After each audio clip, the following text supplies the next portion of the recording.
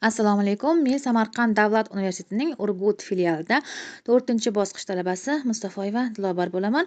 Bugun sizlar bilan tarbiyachi, o'qituvchi va o'quvchining o'zaro hamkorligi mavzusini ko'rib chiqamiz. Men buni 3 ta rejaga bo'lib oldim.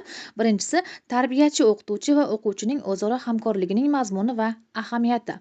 Ikkinchisi hamkorlik jarayonida pedagogik usullar va vositalar. Uchinchisi o'zaro hamkorlik samaradorligini oshirish yo'llari.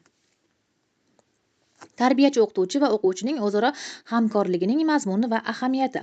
Tarbiyaviy jarayon bu faqat o'qituvchining emas, balki tarbiyachi, o'quvchi, ota-ona va jamiyatning hamkorligida amalga oshiriladigan murakkab ijtimoiy jarayondir. O'zaro hamkorlikning asosiy maqsadi o'quvchini har tomonlama barkamol shaxs sifatida tarbiyalash, unda mustaqil fikrlash, ijtimoiy mas'uliyat va insoniy fazilatlarni shakllantirishdir. Tarbiyachi va o'quvchi bilan teng huquqli, ishonchli muloqotda bo'lishi lozim. Bu hamkorlik jarayonida subyekt munosabati yuzaga keladi. Ya'ni har ikki tomon faol ishtirokchi hisoblanadi. Hamkorlik jarayonida pedagogik usullar va vositalar. Hamkorlikni samarali tashkil etish uchun quyidagi usullar qo'llaniladi. Muloqot va muhokama. O'quvchi bilan ochiq suhbat, fikr almashish orqali ishonchni kuchaytiradi. Loyiha proyekt metodi. O'quvchi, o'qituvchi va tarbiyachi birgalikda muayyan mavzuda ijodiy ish olib boradi. O'zaro hamkorlik samaradorligini oshirish yo'llari. O'qituvchi va tarbiyachi birgalikda tarbiyaviy reja tuzishlari kerak. O'quvchilarning yosh xususiyatlari, individual qobiliyatlarini inobatga olish zarur. Ota-onalar bilan hamkorlikni kuchaytirish, ularni tarbiyaviy jarayonga jalb etish. Trening va rolli o'yinlar o'quvchilarda jamoada ishlash ko'nikmasini shakllantiradi. Kuzatuv va tahlil. Tarbiyachi o'quvchining xulq-atvori, qiziqishlari va ehtiyojlarini o'rganadi.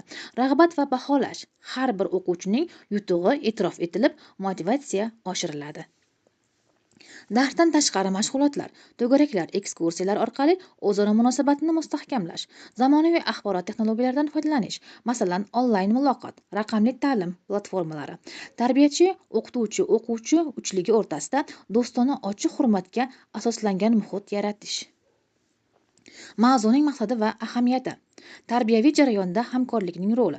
Barkamol avlod tarbiyasida birgalikdagi faoliyat. Hamkorlikning asosiy tamoyillari: hurmat va ishonch, faol ishtirok, tenglik, mas'uliyat.